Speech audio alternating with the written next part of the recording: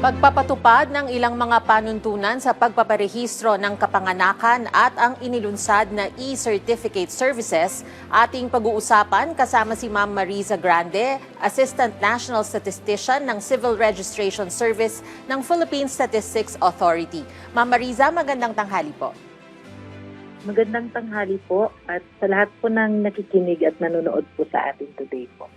Ma'am, para po sa kaalaman ng ating mga kababayan, ano po ang mga pangunahing pagbabago sa patakaran ng PSA kaugnay ng late registration ng birth certificates at paano po ito naiiba sa dating proseso?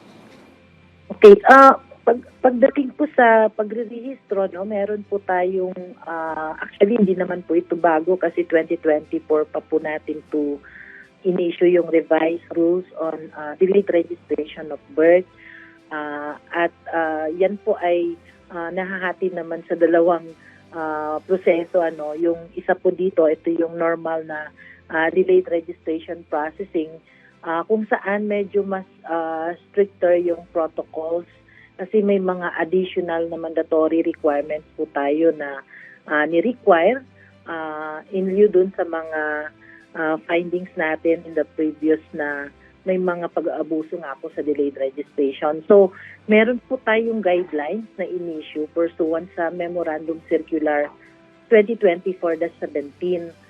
At yun nga ho, nire-require na po natin na sa delayed registration, ito po yung mga mare-register na birth certificate beyond the 30 days, ay kailangan na pong personal appearance yung registrant, especially po pag of legal age na po ito, no? Ibig sabihin 18 years old and over.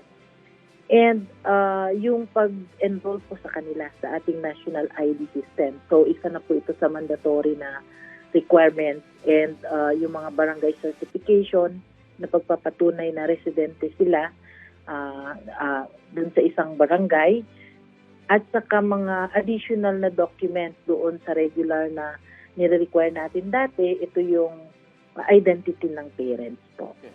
Ma'am, nabanggit mo nga itong mandatory requirement, ito pong personal appearance ng registrant sa local civil registrar. At bakit po natin ito ginawa? Can you expound more on this one? At paano po ito makakatulong, itong biometrics, para maiwasan yung posibleng pang-aabuso sa sistema? Well, una, ito pong pag-require natin ng mandatory enrollment sa national ID, nakaka-capture not only yung demographic profile ng isang tao, but also yung biometrics po nila and iris. And kaya po natin nire-require yung personal appearance kasi yung birth certificate po ay, di po ba, wala naman pong photo doon to support yung mga additional requirements doon sa regular na sinasubmit, kagaya yung mga earliest records ng person like baptismal certificate, yung mga public document, halimbawa yung employment status certification. So yun po yung personal na pag-appear is para ma-ensure natin na yung nagpa-file ng delayed registration, siya po talaga yung may-ari ng dokumento na yun. Ma'am, pwede niyo po bang ibahagi sa amin ang kahalagahan ng paghingi ng barangay certification at karagdagang dokumento tulad ng birth certificate o passport ng mga magulang, lalo na po kung sila ay dayuhan? Oo.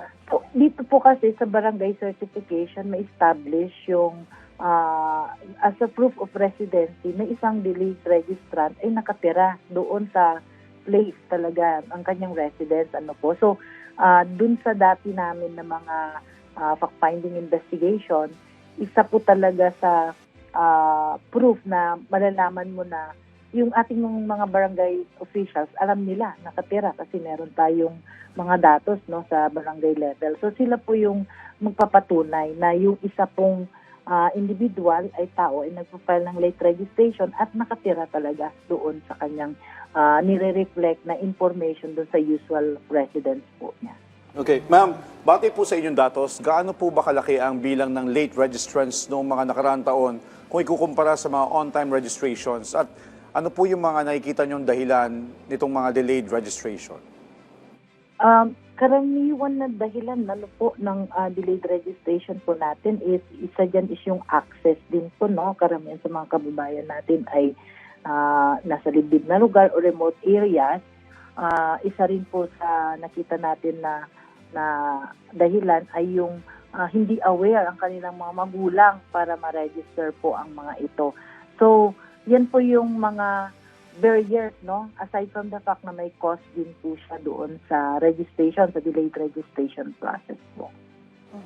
Ma'am, ayon sa datos ng 2020 census, merong higit 3 milyon ang hindi po rehistrado ang kapanganakan.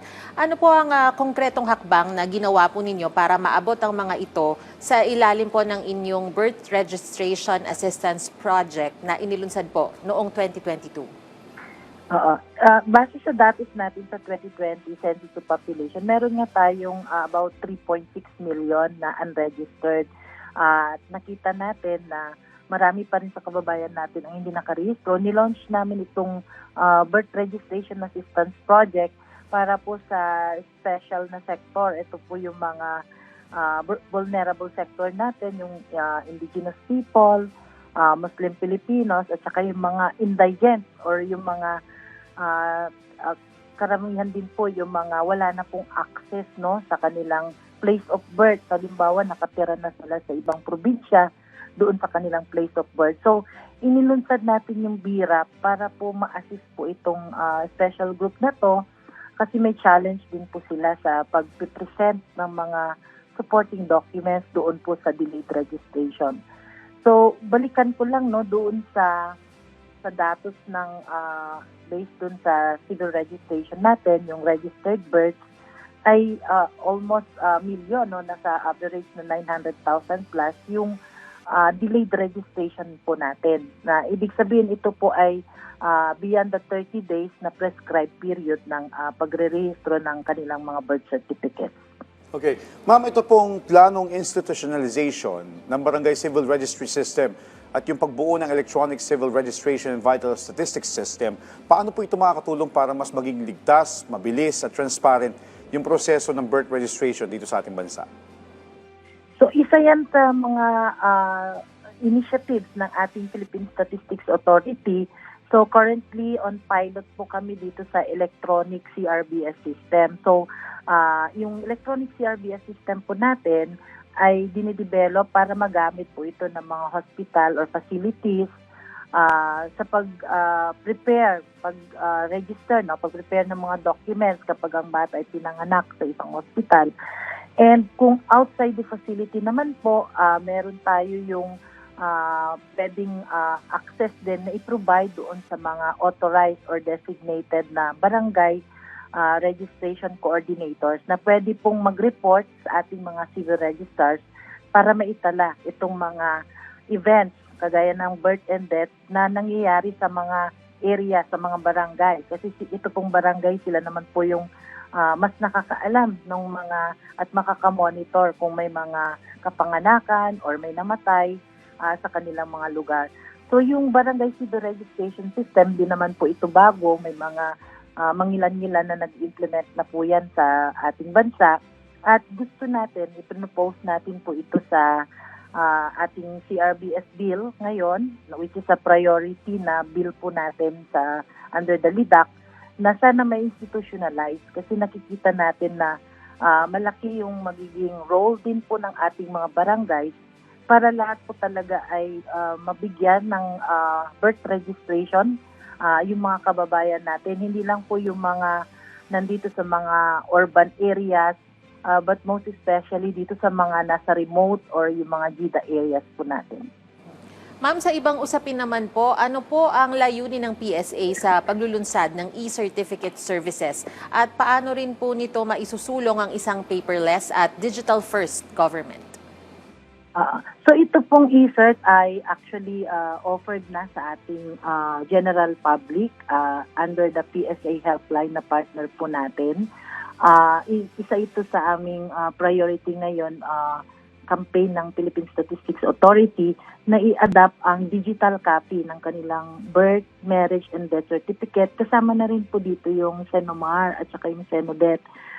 So dito po sa e-cert, ini-encourage natin ang ating mga government partners, ang ating mga, even the private sectors, and na tanggapin na itong ating e-cert copy in lieu of the yung paper na security paper na nilalabas ng ating pong PSA. So una po ito ay mas secured and tampered proof ang ating e-cert. So yun lang, kailangan po nilang mag-file via online sa psahelpline.gov.ph.com.ph. Pero doon naman po sa mga hindi techie savvy, no, meron din po tayong hotline na pwede silang tumawag sa 737-491. Ma'am, can you give us at least a few steps po paano po ang proseso nitong pagre-request ng Digital Civil Registry documents at ano-ano po yung mga mahalagang paalala natin para masiguro yung kanilang privacy nitong mga aplikante?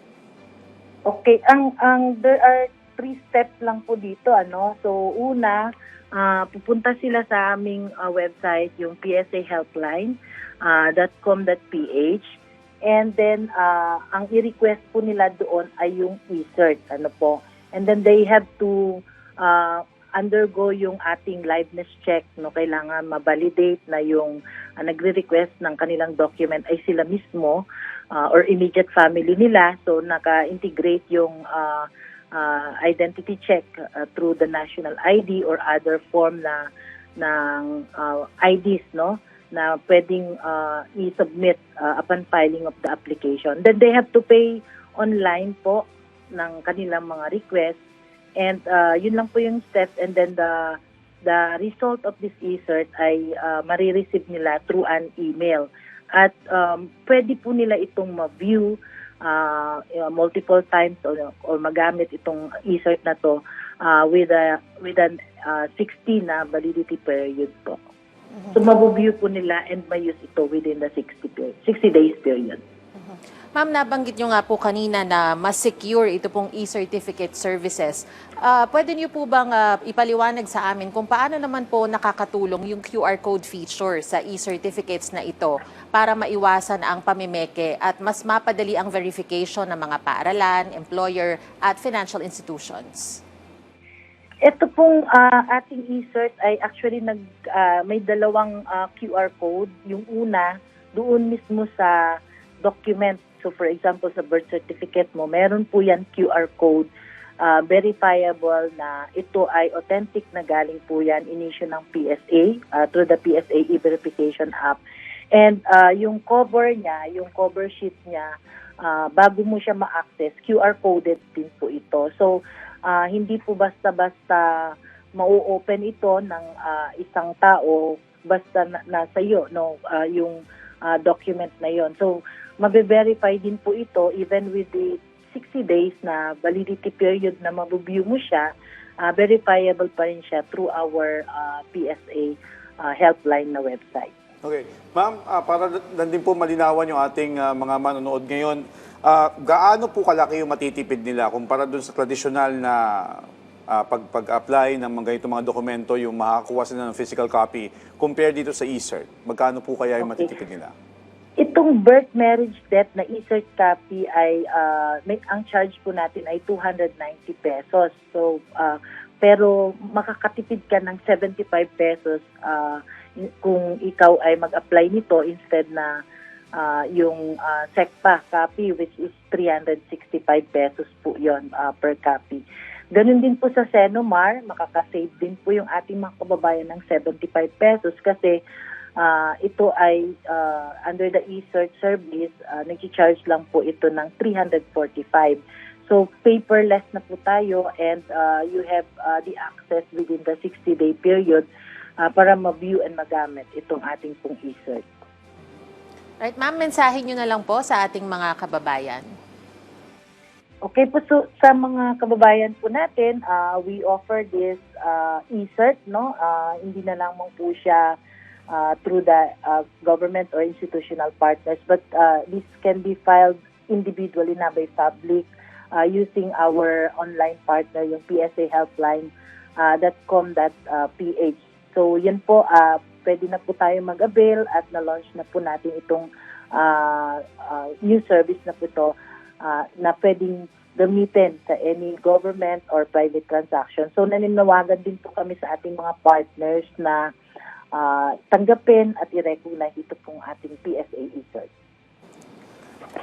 Alright, maraming salamat po sa inyong oras at sa impormasyon, Ma'am Mariza Grande, Assistant National Statistician ng Civil Registration Service ng Philippine Statistics Authority. Thank you, ma'am.